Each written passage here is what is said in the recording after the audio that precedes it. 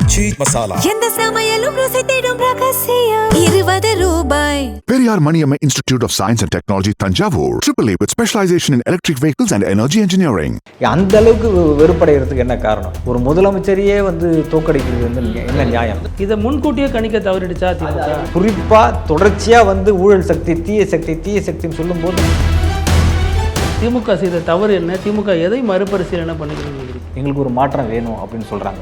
ஆனால் அந்த மாற்றம் உண்மையிலேயே மாற்றமா ஏமாற்றமான்றது இவங்களுடைய ஆட்சியின் போக்கில் தான் நமக்கு தெரிய வரும். காங்கிரஸ் காற்று எந்த பக்கம் கிடைக்குதோ அந்த பக்கம் சாயிரும் அப்படின்னு சொல்றாங்க. எப்படி பார்க்க? அது துரோகமான்னு கேட்டால் துரோகம் தான். இல்லை சார், திருப்பரங்குன்ற மாதிரியான விவகாரங்களில் வெளிப்படையான கருத்து சொல்லாத விஜய் திருப்பரங்குன்றத்தில் வெற்றி பெறுகிறார்ல. ஒடுக்கப்பட்ட மக்களுடைய அந்த வளர்ச்சின்னு இருக்குல்ல, அதெல்லாம் போராடி தான் அதெல்லாம் கிடைச்சதுங்கிறது இப்போ உள்ள ஜென்சி கிட்ஸுக்கு தெரிய மாட்டேங்குது. டிஎம்சி திட்டத்தில் தமிழ்நாடு அரசு கையெழுத்து போடணும் அப்படின்னு சொல்லி நெருக்கடி தராங்க. இப்போ தெரிஞ்சிடும். தாவேக்கா எம்எல்ஏக்கள் பலர் ஹிந்தியில் பேட்டி கொடுத்துட்ருக்காங்க. ஹிந்தி பேசக்கூடிய எம்எல்ஏக்களை வச்சுக்கிட்டு 3 மொழி திட்டத்தை கொண்டு வந்தால் தமிழ்நாடு தாங்காது, தமிழ்நாடு போராட்டக்களமாக மாறும். நக்கீரன் நேயர்களுக்கு வணக்கம். இன்று நம்முடன் இணைந்திருக்கும் சிறப்பு விருந்தினர் சென்னை உயர்நீதிமன்ற வழக்கறிஞர் திரு துரையருள் சார். வணக்கம். வணக்கம். தமிழக தேர்தல் முடிவுகள்லாம் வெளியாயிருக்கு. இந்த முடிவுகள் பலருக்கும் ஆச்சரியம், சிலருக்கு அதிர்ச்சி, சிலருக்கு இப்படி தான் நினச்சோம் அப்படியே வந்திருக்கு அப்படிங்கிற மாதிரியான பல பரிமாணங்கள் பேசப்பட்டு வருது. இன்றைக்கி இதில் அடுத்த கட்டமாக மெஜாரிட்டியை ப்ரூவ் பண்ண வேண்டிய இடத்தை நோக்கி விஜய் நகர்ந்திருக்கிறார். அதில் இன்னொரு மாற்றமாக திமுக கூட்டணியில் இருக்கக்கூடிய காங்கிரஸ் கட்சி இங்கிருந்து உடைச்சிக்கிட்டு அங்கே போய் இணைந்திருக்காங்க. இதெல்லாம் விமர்சனமாயிட்டு வருது. முதற்கட்டமாக இதெல்லாம் எப்படி பார்க்குறீங்க? புறக்கணிக்கப்படுவதும் கைவிடப்படுவதும் தான் இந்த உலகத்திலே மனித குலத்திற்கு மாபெரும் கொடுமைகள், மாபெரும் துரோகம்னு சொல்லி கார்ல் மார்க்ஸ் சொல்கிறார். அதாவது ஒரு மனிதன் கைவிடப்படும் போது தான் அவன் தன்னம்பிக்கை இழந்து கடவுளை நோக்கி, இறை நம்பிக்கையை நோக்கி நகர்றான். அது உலகத்திலேயே மனிதன் கைவிடுவது என்பது நடக்கவே கூடாது. அது ஒரு பெரிய மனித குலத்திற்கு பேராபத்து அப்படின்னு சொன்னார். அந்த பேராபத்து தான் தமிழ்நாட்டில் இன்றைக்கி நடந்துக்கிட்டு இருக்கு. இங்கே கைவிடப்பட்டு இத்தனை ஆண்டு காலம் 10 ஆண்டுகளுக்கு மேலே ஒரே கூட்டணியில் பயணித்தவர்கள் இன்று அவங்களோட லாபத்துக்காக அரசியல் கணக்கில் இதெல்லாம் இயற்கை நடக்கும். அரசியலில் part and parcel of political life அப்படின்னு சொல்லுவாங்க. அந்த அடிப்படையில் நீங்கள் அவங்களுக்கு வாய்ப்பு கிடைச்சிருக்கு.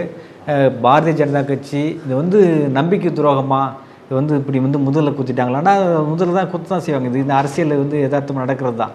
ஆனால் இது தவிர்க்கப்படணுன்னா என்ன, அவங்க என்ன நிலைப்பாடு வைக்கிறாங்க, அவங்க என்ன ஸ்டாண்ட் எடுக்கிறாங்கன்னு பார்த்தீங்கன்னா, பாரதிய ஜனதா கட்சி இங்கே வாய்ப்பு கொடுத்துடக்கூடாது, பாரதிய ஜனதா கட்சிக்கு எந்த வாய்ப்பும் கொடுத்துடக்கூடாது. அதிமுகவும் பாரதிய ஜனதா கட்சியும் வேறு இல்லை. 2 பேருமே ஒரு நாணயத்தின் 2 பக்கங்கள் போல தான் இருக்காங்க, அதிமுகவும் பிஜேபி. இல்லை, இதில் என்ன சொல்கிறாங்கன்னா சார், ஆர்எஸ்எஸ்ஸோடைய குழந்தை விஜய் அப்படின்னு விமர்சித்தவர் திரும்ப இப்போ நாளைக்கு ஆலோசனை கூட்டம் நடக்கிறதாக இருந்தாலும் கிட்டத்தட்ட விசிகாவும் அங்கே தான் போகிறது அப்படிங்கிற தகவல்கள்லாம் உறுதி செய்யப்பட்டு வருது. இன்னொரு பக்கம் கல்லாப்பேட்டி கூட்டணி இந்த காங்கிரஸ் சில பல அமௌண்ட்டை வாங்கிட்டு அங்கே ஒரு குரூப்பை போயிட்டாங்க. உண்மையான காங்கிரஸுங்கிறது எங்கள் பக்கம்தான் இருக்குன்னு விஜய் கடந்த காலங்களில் விமர்சனத்தை முன் வச்சுருந்தார். ஆனால் இப்போது இது எப்படி சாத்தியமாயிருக்கு? கல்லாப்பேட்டி கூட்டணி விமர்சித்தவங்களை நோக்கி இங்கே இருக்கக்கூடிய திமுக கூட்டணி தலைவர்கள்லாம் போகிறாங்க. அதை எப்படி பார்க்குறீங்க? அவங்க இந்த நேரத்தில் ஒரு கூட்டணியை கைவிட்டுறாங்க அப்படின்னு சொன்னால் அவங்க வேறு அரசியல் கட்சிகள் இவங்களோட தான் பயணிக்கணும்னு சொல்லி நிர்பந்தம் பண்ண முடியாது. அவங்க தனி சின்னத்தில் நிற்கிறாங்க. இப்போ கம்யூனிஸ்ட் கட்சிகள் தனி சின்னத்தில் இருக்கிறாங்க, பிசிகா தனி சின்னத்தில் இருக்குது, காங்கிரஸ் அவங்களுக்கான தனி சின்னங்கள் இருக்குது. அவங்களுக்கு இது தேர்தல் அப்படின்றது அவங்களுடைய கட்சியை பலப்படுத்துவதற்கு, அவருக்கு தமிழ்நாட்டில் யார் ஆட்சி அமைக்கணும், தமிழ்நாட்டோட நலன்களுக்காக பண்ணுறது கொள்கை கூட்டணிலாம் சொன்னாங்க.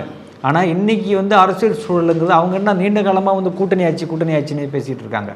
அதுக்கு ஒரு வாய்ப்பு கிடைச்சிருக்கோ அப்படின்னு இவங்க நினைக்கிறாங்க. ஆனால் திமுகவை பொறுத்த மட்டும் இது என்னென்னா, இந்த தேர்தலை பொறுத்த மட்டும் இவங்க சுய விமர்சனம் பண்ணிக்கணும். இந்த இளைஞரணி தலைவர், திமுக இளைஞரணி தலைவர் உதயநிதி ஸ்டாலின் என்ன சொல்கிறாருன்னா, திமுக ஒரு சுய விமர்சனம் பண்ணுறதுலாம் ஒருபோதும் தயங்கினதே இல்லை.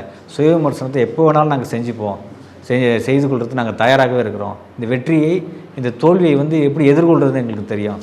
எதிர்கட்சியாக, பலமான எதிர்கட்சியாக நாங்கள் செயல்படுவோம் அப்படின்னு சொல்லிட்டாரு. இது வெற்றி தோல்வி என்பது திமுகவுக்கு சாதாரணம். பல முறை இவங்க தோல்வி அடைஞ்சிருக்காங்க. எம்ஜிஆர் ஆட்சி காலத்தில் 10 ஆண்டுகளுக்கு மேலே பல முறை ஆட்சி கட்டிலே ஏறாமல் எதிர்கட்சியாகவே செயல்பட்டுருக்காங்க. எதிர்கட்சியாக செயல்படும்போது பாராளுமன்ற தேர்தலில் அதிகப்படியான உறுப்பினர்கள் வந்திருக்காங்க. எதிர்கட்சியாக இல்லாத ஒரு கட்சி தமிழ்நாட்டுடைய தலைப்புச் செய்தியாக இருந்தது எந்த கட்சின்னு பார்த்தீங்கன்னா அது திமுக தான் இருந்திருக்கு. கலைஞர் அப்படி தூக்கி நிறுத்தினார் இந்த கட்சியை. பல கட்ட போராட்டங்களை நடத்தினாங்க. தமிழ்நாட்டுடைய வாழ்வுரிமைகளுக்காக பிரச்சனைகளுக்காக களத்தில் நின்று இருக்காங்க. தமிழர்களுடைய உரிமைகளுக்காக களத்தில் நின்று இருக்காங்க. ஈழத்தமிழர் போராட்டங்களுக்காக களத்தில் நின்று இருக்காங்க. தமிழ் வந்து பின்னுக்கு தள்ளப்பட்டக்கூடாது அப்படின்னு சொல்லிட்டு தமிழை உயர்த்தணுன்ற அடிப்படையில் இந்திய எதிர்ப்புக்கு எதிராக போராட்டம் வந்து போராடி கைதாகியிருக்காங்க, சிறைக்கு போயிருக்காங்க. காவல்துறையோட தாக்குதலுக்கு, துப்பாக்கி சூடலுக்கு இரையாகி எத்தனையோ பேர் இறந்து போயிருக்காங்க. அதெல்லாம் வந்து திமுக வந்து ஏதோ இன்றைக்கி இந்த ஒரு சுனாமி போல் புயல் போல் வந்தது இந்த அலையில் வந்து நீ வீழ்ந்துடும் அப்படின்னு நினைக்கிறதுலாம் வந்து உண்மைக்கு மாறானது, இயற்கைக்கு எதிரானது. இப்போ திமுக எங்கே தவற விட்டுடுச்சுன்னு நினைக்கிறீங்க? திமுக செய்த தவறு என்ன? திமுக எதை மறுபரிசீலனை பண்ணிக்கணும்னு நினைக்கிறீங்க? அதாவது என்னென்னா, இங்கே பல தரப்பு இங்கே வந்து நான் முதல்வன் திட்டம், தமிழ் புதல்வன் திட்டம், இல்லம் தேடி கல்வி, இல்லம் தேடி மருத்துவம், அப்புறம் வந்து இந்த மகளிர் உரிமை தொகை, விடியல் பேருந்து, இப்போ வெற்றி பேருந்து அறிவிச்சிருக்காங்க இல்லையா? இப்படி பல திட்டங்களை வந்து கொண்டு வந்திருக்காங்க. நான் முதல்வன் திட்டத்தில் அரசு பள்ளியிலே படித்த ஒரு மாணவன் வந்து குரூப் 1 வந்து தேர்வாகி ஒரு வந்து டெபுட்டி தாசில்தாராகவும் அசிஸ்டன்ட் கமிஷனராகவும் டிஆர்ஓவும் போகிறதெல்லாம் வந்து உள்ளபடியே மகிழ்ச்சியாக இருந்துச்சு. என்ன நடந்து போச்சு அப்படின்னு பார்த்தோம்னா, இந்த மக்கள் வந்து இத்தனை ஆண்டு காலமாக ஒரு ட்ரெடிஷ்னலாக இருந்துக்கிட்டே இருக்காங்க, ஒரு பொலிட்டிஷியன்ஸ் இருந்துக்கிட்டே இருக்காங்க. மாவட்ட செயலராகவோ அமைச்சர்களாகவோ இருக்கிறவங்க யாருன்னு பார்த்தீங்கன்னா ஒவ்வொரு பகுதியிலையும் வந்து ஒரு குறுநில மன்னர்கள் போல் வந்துட்டாங்க அப்படின்னு சொல்கிறாங்க. இதெல்லாம் தான் அவங்களுக்கு வந்து எதிர்ப்பாக மாறி இருக்குது அப்படின்னு சொல்கிறாங்க. விஜய்ன்ற ஒரு திரை கவர்ச்சி இருக்குதான். ஆனால் அவன் என்ன சொல்கிறான், வி நீட் எ சேஞ்ச், எங்களுக்கு ஒரு மாற்றம் வேணும் அப்படின்னு சொல்கிறாங்க. ஆனால் அந்த மாற்றம் வந்து உண்மையிலேயே மாற்றமா ஏமாற்றமான்றது வந்து இவங்களுடைய ஆட்சியின் போக்கில் தான் நமக்கு தெரிய வரும். மக்கள் எதிர்பார்த்தது என்னன்னு பார்த்தீங்கன்னா, இவங்கெல்லாம் யாராக இருக்கிறாங்க, இப்போ இருக்கக்கூடிய இந்த அமைச்சர்கள் யாராக இருக்காங்க, மாவட்ட செயலாளர்கள் யாராக இருக்காங்க, ஒன்றிய செயலாளர்கள் யாராக இருக்கிறாங்க. இப்போ சமூக நீதி என்பது என்ன? வாய்ப்பு இல்லாதவங்களுக்கு வாய்ப்பு தர்றது தானே சமூக நீதி. ஏற்கனவே இருந்துகிட்டு இருக்கவங்களே மறுபடியும் அந்த பொறுப்புலேயே இருப்பாங்க, அது யாரும் கேள்வி கேட்கக்கூடாது அப்படின்னு சொல்கிறது வந்து அது சமூக நீதியா அப்படின்ற ஒரு பார்வை இருக்குல்ல சார். அடிப்படையில் இது ஒரு பெரியார் மண், திராவிட மண் அப்படின்னு சொல்லக்கூடிய இடத்துல திராவிட கட்சிகள் தான் இது நாள் வரைக்கும் முக்கியத்துவம் வாய்ந்த ஒன்றா பார்க்கப்பட்டிருக்கு. ஆளுங்கட்சி எதிர்கட்சியாக அவங்க தான் இருந்துட்டு வந்துடுறாங்க. இந்த முறை 2 கட்சிகளையும் எதிர்கட்சியாக்கிட்டு புதிதாக ஒரு ஃபோர்ஸ் உள்ளே வருது.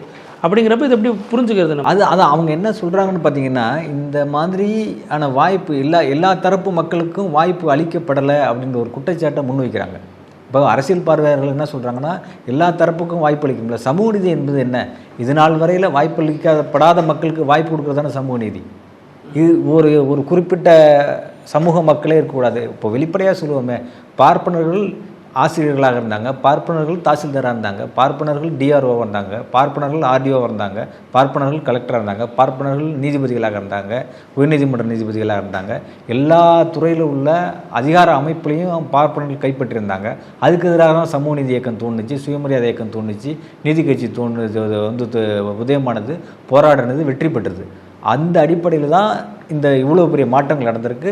பிற்படுத்தப்பட்ட, மிகவும் பிற்படுத்தப்பட்ட, ஒடுக்கப்பட்ட பட்டியலின மக்கள்லாம் வந்து தாழ்த்தப்பட்ட மக்கள் அடுத்த நிலைக்கு வரணும், அவங்களுக்கு எல்லா தரப்பு மக்களுக்கும் வாய்ப்பு பகிர்ந்தளிக்கப்பட வேணும் அப்படின்றது தான் சமூக நீதி. இதுதானே இயல்பாக சமூக நீதியாக இருக்க முடியும். ஆனால் இந்த 60 ஆண்டு காலத்தில் அரசியல் பார்வையாளர்கள் எதை முன்வைக்கிறாங்க? அரசியல் விமர்சகர்கள், திமுக தோல்விக்கு அரசியல் பார்வையாளர்கள் எதை சொல்கிறாங்கன்னு பார்த்தீங்கன்னா, இந்த 60 ஆண்டு காலத்தில் இந்த பொறுப்புகள், இந்த அதிகார மையத்தில் இருக்கக்கூடியவங்க யாராக இருக்காங்கன்னு பார்த்தீங்கன்னா, ஒரே குடும்பத்தை சேர்ந்தவங்களாக இருக்காங்க, ஒரே அமைப்பை சேர்ந்தவங்களாக இருக்காங்க, ஒரு உறவினர்களாக இருக்காங்க. அந்த ஒரு மாவட்ட செயலாளர் இருக்காங்கன்னா அவங்களுடைய உறவினர்களே அந்த பொறுப்புகளை வாங்கிக்கிறாங்க, மற்ற யார்களுக்கும் பகிர்ந்தளிக்கப்படல. இதனால் மக்கள் பாதிக்கப்படுவாங்களா, கட்சிக்காரங்க பாதிக்கப்படுவாங்களா? இதனால் எதுக்கு மக்கள் வாக்களிக்காமல் போகிறாங்க? அது என்ன பண்ணுறாங்கன்னா, அது வந்து பார்த்துட்டு இது எனக்கு பிரச்சனையே இல்லை அப்படின்னு சொல்லிட்டு போன காலம் இருந்தது. அரசியல் நமக்கு அந்நியமானது, நம்ம வந்து ஓட்டு போடுவோம், அப்புறம் வந்து மக்கள் நலத்திட்ட பணிகள் வந்ததுன்னா அதை நம்ம வந்து அனுபவிச்சுப்போம் அப்படின்ட்டு அவங்க யாராவது வந்துட்டு போகிறான், யாராவது அரசியல் நமக்கு தேவையில்லாதா அப்படின்னு சொல்லிட்டு இருந்தாங்க. ஆனால் விஜய் என்ற ஒரு ஆஸ்பெக்ட் என்ன பண்ணுதுன்னு சொல்லிட்டிங்கன்னா, அது வந்து தேர்தலுக்கும் மக்களுக்கும் வந்து தொடர்புல்லாத மாதிரி ஒரு சூழலை வந்து மாற்றிடுச்சு அப்படின்னு சொல்லி அரசியல் பார்வைகள் அந்த செய்தி முன்வைக்கிறாங்க. திருவிழா நடந்தது போல் சில ஊர்களில் அந்த தேர்தல் நடந்திருக்கு. அவங்கெல்லாம் வந்து எப்படி கிளம்பி அவர் எப்படி சொன்னார், நீங்கள்லாம் ப்ரிப்பராக நல்லா ரெடியாக குளிச்சு ரெடியாகி நீட்டாக ரெடி ஆகிட்டு போய் ஓட்டு போடுங்கன்னு சொன்னதெல்லாம் வந்து அப்படியே மக்களை வந்து சில இடங்களில் வந்து நடைமுறைப்படுத்திட்டாங்க அப்படின்னு ஒரு செய்தி சொல்கிறாங்க. அதாவது வந்து உண்மையிலேயே விஜய் வந்து இப்போ 6 சிலிண்டர் கொடுக்க முடியுமா அப்படின்லாம் பெரிய கேள்வி. 2500 கொடுக்க முடியுன்றதெல்லாம் பெரிய வந்து எப்படி இது நடைமுறைப்படுத்துவாங்கன்றதுக்கு இப்போது முதலமைச்சர் வந்து 2021 ஆட்சிக்கு வந்தாலும் அவர் 1000 ரூபாய் கொடுக்கறதுக்கு 3 ஆண்டு காலம் எடுத்துக்கிட்டார். 2023 தான் அதை கொடுக்க முடிஞ்சுது. அதுவும் அந்த ஆண்டின் பிற்பகுதியில் தான் அவரால் கொடுக்க முடிஞ்சுது. இப்போ 2500 விஜய் கொடுப்பாரா அப்படின்ற ஒரு கேள்வி இருக்குது. அவர் எப்போ இது கொடுப்பார், எப்போ நடைமுறைப்படுத்துவார்னு கேட்குறேன். இந்த கேள்வியை ஆதவர்ஜினாட்டக்குள்ள சொல்லும்போது அவர் சம்மந்தம் இல்லாமல் வேறு ஏதோ பேசுகிறார். இப்போ ஸ்டாலினை நாங்கள் தோக்கடித்தோம், கொளத்தூர்லேயே நாங்கள் தோக்கடிச்சிட்டோம் அப்படின்லாம் அவங்க சொல்கிறாங்க. ஆனால் இதெல்லாம் நடைமுறைப்படுத்த முடியுமா அப்படின்ற ஒரு கேள்வி இருக்குது. இந்த மக்களுக்கு அதெல்லாம் தாண்டி திரை கவர்ச்சிங்கிறத தாண்டி எங்களுக்கு we need a change, we want a change அப்படின்னு சொல்கிறாங்க. அந்த சேஞ்ச் எப்படி இருக்குன்னு பார்த்தீங்கன்னா இருந்தவங்களே இருக்கிறாங்களே அப்படின்னு சொல்கிறான். இப்போது திமுகவிலே பல தரப்பட்ட மக்கள் இருக்காங்க. இது வரைக்கும் வந்து ஒரு கவுன்சிலர் சீட்டு கூட கிடைக்காதவன் இருக்கிறான். இதோட ஒரு வார்டு மெம்பர் கூட ஆகாதவன் இருக்காங்க. இதோட எம்எல்ஏ ஆகாதவங்க இருக்காங்க, எம்பி ஆகாதவங்க இருக்காங்க, பல தலைமுறைகளாகவே வெறும் தொண்டர்களாகவே இருக்கக்கூடியவங்களாம் இருக்காங்க. அவங்களுக்கெல்லாம் வாய்ப்பு பகிர்ந்தளிக்கப்படணும் அப்படின்றது தான் அரசியல் பார்வையாளர்களுடைய கேள்வியாக இருக்குது, அவங்களோட பார்வையாகவும் இருக்குது. அது வந்து அது நியாயம் தானே. இந்த கட்சியிலேயே பல தரப்பட்ட பேர் இருக்கிறாங்க. அது இல்லாமல் என்ன சொல்கிறாங்கன்னா இத்தனை நாளாக வெறும் கொடி பிடிச்சிட்டு மட்டுமே இருக்கிறீங்களே, உங்களுக்கான உரிய அங்கீகாரம் கிடைக்கவே இல்லையே அப்படின்ற கேள்வி வருது. அதான் என்ன பண்ணுறேன், இப்போ வந்து விஜய் கட்சின்னு வந்ததுக்கப்புறம் புதிய புதிய பொறுப்பாளர்கள் வருவானே, புதிய புதிய நபர்கள் எம்பி ஆகிடுவாங்க, எம்எல்ஏ ஆகிடுவாங்க இல்லையா, புதிய அமைச்சர்கள் வருவாங்களா, புதிய அதிகார மையமாகவும் அதிகார பரவலாக்கப்படும் அப்படின்னு சொல்கிறாங்க. இப்போ ஏடிஎம்கே வந்து அதுமாதிரி ஒரு இஷ்யூ இருந்துச்சு. ஜெயலலிதா இருக்கும்போது ஏடிஎம்கே என்ன பண்ணுவாங்க, புதிய புதிய அமைச்சர்களை மாற்றிக்கிட்டே இருப்பாங்க. ஆனால் திமுகவில் அதுமாதிரி நடக்கலை அப்படின்ற ஒரு குற்றச்சாட்டை அரசியல் பார்வையாளர்கள், அரசியல் விமர்சகர்கள் அதை வந்து வைக்கிறாங்க. அதெல்லாம் வேணும் அப்படின்னு சொல்கிற ஒரு விஷயம். இதில் ஒரு அமைச்சர் சர்ச்சைக்குரிய வகையில் பேசினார் அப்படின்னா பொன்முடி ஓரம் கட்டப்படுகிறார், இன்னொரு பக்கம் ஆவடி நாசர் ஓரம் கட்டப்பட்டார், அந்த செஞ்சி மஸ்தான், இந்த மாதிரி பல மாற்றங்கள் இங்கேயும் நடந்துச்சு. இல்லை அவங்க எல்லாமே வந்து மறுபடியும் அவங்க அக்காமடேட் பண்ணிட்டாங்கல்ல, அவங்க எல்லாரையுமே அக்காமடேட் பண்ணிட்டாங்கல்ல. அது எல்லாமே இவங்க பார்க்கலையே. மக்கள் அதையெல்லாம் வந்து ஒரு அவர்ஷன், ஒரு வெறுப்பு நிலைக்கு இவங்க ஏன் போனாங்க அப்படின்னு நம்ம ஒன்று பார்க்கணும்ல. இவங்கெல்லாம் ஏன் வெறுப்பு நிலைக்கு போனாங்க, அந்த அளவுக்கு வெறுப்படைகிறதுக்கு என்ன காரணம்? ஒரு முதலமைச்சரையே வந்து தோக்கடிக்கிறது என்ன நியாயம்? முதல்வர் தன் தொகுதியில் தோல்வி தழுவுகிறார், ஒட்டுமொத்தமாக திமுக ஆட்சி இழக்குது. இது எல்லாத்துக்கும் காரணம் விஜயனுடைய பெரிய வரவேற்பு மக்கள் மத்தியில் இருக்குது அப்படின்னா இதை முன்கூட்டியே கணிக்க தவறிடுச்சா? அது வந்து அது ஒரு விமர்சன பார்வையோட நம்ம பார்க்கணும். என்னென்னா விஜய் யார் எதிரின்னு ஃபிக்ஸ் பண்ணிட்டார். விஜய் எதிரின்னு ஃபிக்ஸ் பண்ணது ஸ்டாலின், விஜய் எதிரின்னு ஃபிக்ஸ் பண்ணது முதலமைச்சர் ஸ்டாலின் தான் நம்மளோட எதிரி அப்படின்னு அரசியல் ரீதியான எதிரி முதலமைச்சர் ஸ்டாலின் தான் ஃபிக்ஸ் பண்ணிட்டார். அவர் எதிரியை ஃபிக்ஸ் பண்ணி போர்னு வந்ததுன்னா யார் எதிரியை நோக்கி அம்பு பாயும்போது தன்னை தற்காத்துக்கணும் இல்லையா, தன்னை தற்காத்துக்கணும், இல்லைன்னா எதிர்த்து தாக்கணும். ஆனால் இங்கே என்ன பண்ணிட்டாங்க, எதிர்த்து தாக்கலை, தற்காத்துக்கவும் இல்லை. அதனால தான் நேராக வந்து அவங்க அந்த தோட்டா வந்து நம்ம நோக்கி பாஞ்சிச்சு. அவங்க விட்ட அம்பு வந்து முதலமைச்சர் நோக்கி பாஞ்சிச்சு. ஏன் கேட்டால் இவங்க தடுப்பாட்டமும் ஆடலை, எதிர்த்து தாக்குதல் நடத்தலை.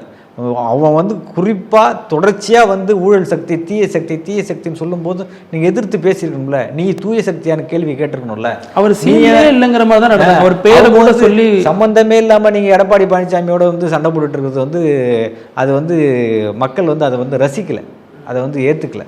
அதாவது இன்னொரு விஷயம் என்னன்னா, இது வந்து முதலமைச்சர் மேலே குறைவே சொல்ல முடியாது, முதலமைச்சர் மேலே குறை சொல்ல முடியாது. நம்ம வந்து இவர் இளைஞரணி தலைவர் உதயநிதி ஸ்டாலின் மேலே குறை சொல்ல முடியாது. ஏன்னு கேட்டிங்கன்னா இங்கே கிரவுண்ட் ரியாலிட்டி என்ன அப்படின்பதை இந்த பொறுப்பாளர்கள், கட்சிக்காரங்க யாருமே போய் அவர்கிட்ட காதில் சொல்லவே இல்லை. அதுதான் வந்து இங்கே வந்து அப்படி ஒரு உண்மையிலேயே இப்படி கிரவுண்ட் ரியாலிட்டி மாறி இருக்குது. மக்களுக்கு வந்து நமக்கு அரசுக்கு எதிரான மனநிலையில் இருக்காங்கன்னு தெரிஞ்சிருந்தா அவர் குளத்தூரில் போட்டிட்டு இருப்பாரா? அவர் திருவாரூருக்கோ, மயிலாடுதுறைக்கோ, நன்னிலத்துக்கோ, பூம்புகாருக்கோ எங்கேயாவது போய் போட்டிட்டு இருப்பார். அது அவர் சொந்த ஊர், அது அங்கே மக்கள் ஆதரிப்பாங்க அவரை. உளவுத்துறை கொடுத்த ரிப்போர்ட்டு திருவாரூருக்கு போங்கன்னு தான், இவங்க தான் மீறி இருந்தாங்க. நாங்கள் நிறைய நலத்திட்டம் பண்ணி, அதுதான் இப்போ நீங்கள் பார்த்தீங்கன்னா டெல்டா ரீஜனில் பார்த்தீங்கன்னா காவிரி படுகையில் பார்த்தீங்கன்னா எங்கேயுமே வந்து பெரிய அளவில் வந்து ஜெயிக்கவே இல்லை. ஓட்டு 2000 3,000 வந்திருக்க வெற்றி விஜய் கட்சி வந்திருந்தாலும் கூட அவங்க எங்கேயும் பெருமளவில் வெற்றி பெற முடியல. அந்த ஒரு பக்குவப்படுத்தப்பட்ட ஒரு பகுதியாக வந்து காவிரி படுகை இருக்குது. அங்கே போயிருந்தாருன்னா ஒரு 50,000 1 லட்சம் ஓட்டு வித்தியாசத்தில் ஜெயிச்சிருப்பாரு. அங்கே எல்லா இடத்துலையும் 3வது இடம் வந்தாங்க. அங்கே எல்லா இடத்துலையும் இவங்க 3வது இடம் தான் வந்திருக்காங்க. அப்படியாப்பட்ட ஒரு இடத்த வந்து தவற விட்டது யார்?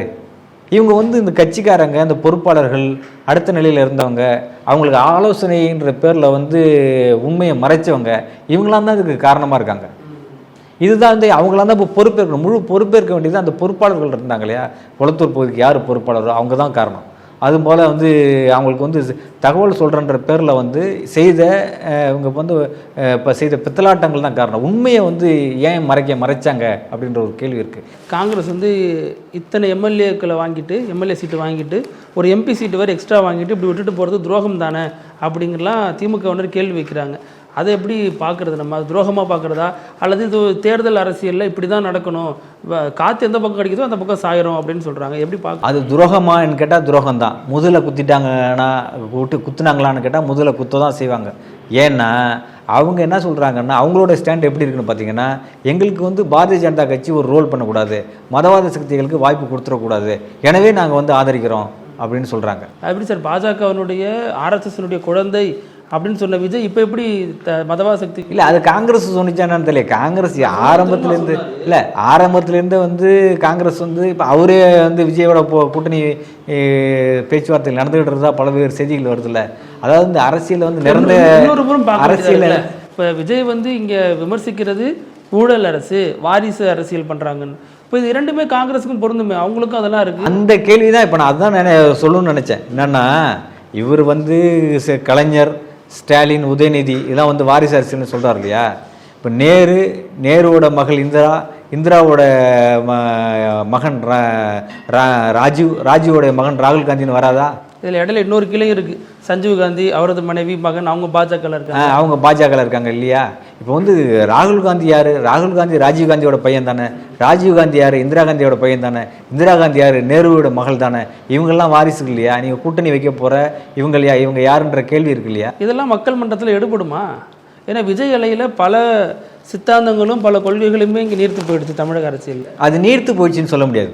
அதெல்லாம் எப்போதுமே வந்து நீர்த்து போனால் அப்புறம் 73 இடங்களை வந்து திமுக கொடுத்துருப்பாங்க. இல்லை சார், திருப்பரங்குன்ற மாதிரியான விவகாரங்களில் வெளிப்படையான கருத்து சொல்லாத விஜய் திருப்பரங்குன்றத்தில் வெற்றி பெறுகிறார். இப்போ வந்து நீங்கள் வந்து இந்த பிற்படுத்தப்பட்ட, மிகவும் பிற்படுத்தப்பட்ட ஒடுக்கப்பட்ட மக்களுடைய அந்த வளர்ச்சின்னு இருக்குல்ல, அவங்களுக்கு இந்த சமூக மக்கள் இப்போ பேக்வர்ட் கிளாஸ்லேருந்து வந்து அவங்க மக்கள் வந்து படிப்பறிவு இல்லாமல் இருந்தாங்க, அவங்களுக்கு வாய்ப்பு இல்லாமல் இருந்தாங்க, இதெல்லாம் போராடி தான் இதெல்லாம் கிடைச்சிதுங்கிறது இப்போ உள்ள ஜென்சி கிட்ஸுக்கு தெரிய மாட்டேங்குது. ஜென் ஆல்ஃபாக்கெலாம் தெரிய மாட்டேங்குது. அவனாம் தான் இப்போ ஓட்டர்ஸாக மாறிடுறான். அவனுக்கு வந்து இந்த சமூக நீதி, இந்த தமிழ்நாட்டில் வந்து செருப்பு போட முடியாமல் இருந்த காலம் இருந்துச்சு, நடக்க முடியாமல் இருந்த காலம் இருந்தது. அதெல்லாம் வந்து 40-50 வருஷத்துக்கு முன்னாடி இருந்ததுனால வந்து இவனுக்கு இதெல்லாமே தெரியவே இல்லை. 40 வயது கடந்தவர்களால் திமுகவுடைய வந்து இந்த போராட்டத்தை, இந்திய எதிர்ப்பு போராட்டத்தை, சமூக நீதிக்காக போராடினது. இன்னொரு விஷயம் இருக்குங்க. இங்கே வந்து இப்போ 10 கிலோமீட்டர் நடந்து போய் படித்தவங்களாம் இருந்தாங்க, 5 கிலோமீட்டர் நடந்து போய் படித்தவங்களாம் இருந்தாங்க, 2 கிலோமீட்டர் நடந்து போய் படித்தவங்களாம் இருந்தாங்க. இப்போ அப்படி யாருமே இல்லை. எல்லா கிராமங்கள்லேயும் வந்து மினி பஸ் போயிட்டுருக்கு, எல்லா கிராமங்கள்லேயும் பேருந்து வசதி இருக்குது. சாலை இல்லாத கிராமங்கள் ஏகப்பட்டது இருந்தது. 10 கிலோமீட்டர் போய் தாண்டி போய் படிச்சுட்டு வர, மேல்நிலை பள்ளிக்கே 10 கிலோமீட்டர் தாண்டி போய் படித்து வர சூழலாம் இருந்துச்சு, ஹையர் செகண்டரிக்கு இருந்துச்சு. இதெல்லாம் இப்போ இல்லாமல் இருக்குது. இதெல்லாம் எப்படி கிடைச்சிது அப்படின்னு தெரில. அதான் சார், நீங்கள் இப்போ இவ்வளோ பட்டியல் போட்டு சொல்கிறீங்க, இவ்வளோலாம் பண்ணியிருக்காங்க அப்படின்னு. அதை இன்றைய ஜென்சி தலைமுறைகிட்ட கொண்டு சேர்க்க தவறிடுச்சு திமுக, அதிமுக, திகாங்கிற விமர்சனத்தை ஏற்று. அது வந்து உண்மையிலே சுய விமர்சனத்தோட அவங்கள நம்ம அணுகலை அப்படின்ற ஒரு சுய விமர்சன பார்வையோடு பார்க்கலன்னா நம்ம அடுத்த வெற்றிங்கிறதே கிடையாது. உண்மையிலேயே இது வந்து நம்ம வந்து தவறு எடுத்திருக்கிறோம் அப்படிங்கிறத வந்து உள்ளபடியாக உணர்ந்துடணும். இப்போ கூட உணரலைன்னா அடுத்த 5 ஆண்டுகளுக்கு வந்து விஜய் தான் இங்கே வந்து ஆட்சியில் இருப்பார். இப்போ வந்து நம்ம அதான் அடுத்த கேள்வி வச்சுருந்தேன். அதாவது இனிமேல் விஜயை ஆட்சியை விட்டு இறக்கிறது ரொம்ப கடினம்.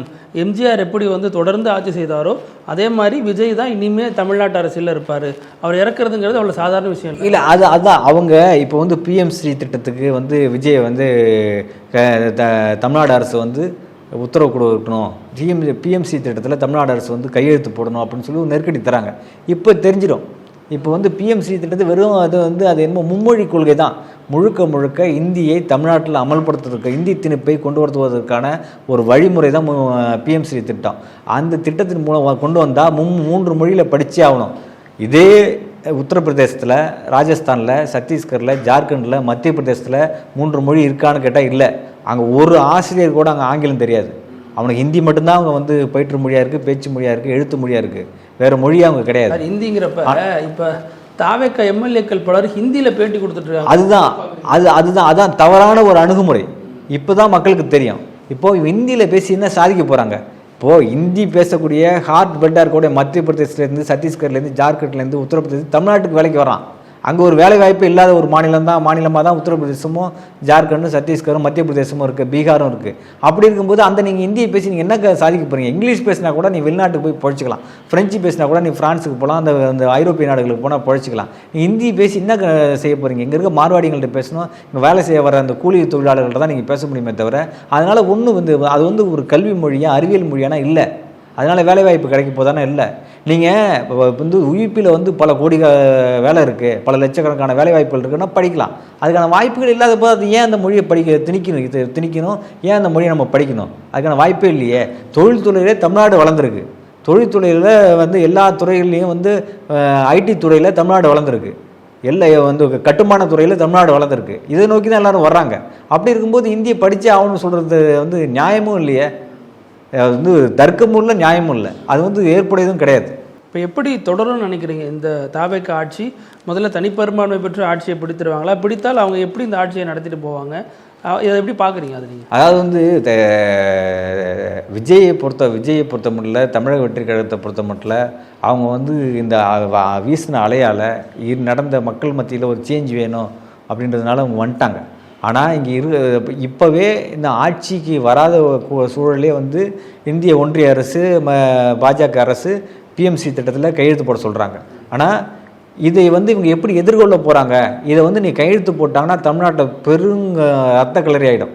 தமிழ்நாடு வந்து ஒரு போர்க்களமாக சூழல் மாறும். ஏன் போர்க்களமாக மாறும்னு சொல்கிறேன்னா, இந்திக்கு எதிராக பல்வேறு போராட்டங்கள் நடத்தின ஊர் தமிழ்நாடு. அந்த படம் கூட வந்தது பாருங்கள், இடைப்பட்ட காலத்தில் வந்து சிவகார்த்திகேயன் நடித்த பராசக்தி படம் வந்துச்சு. அந்த படம் தமிழ்நாட்டில் ஒரு பெரிய வந்து வைபை ஏற்படுத்துனுச்சு, ஒரு அலையை ஏற்படுத்துனுச்சு.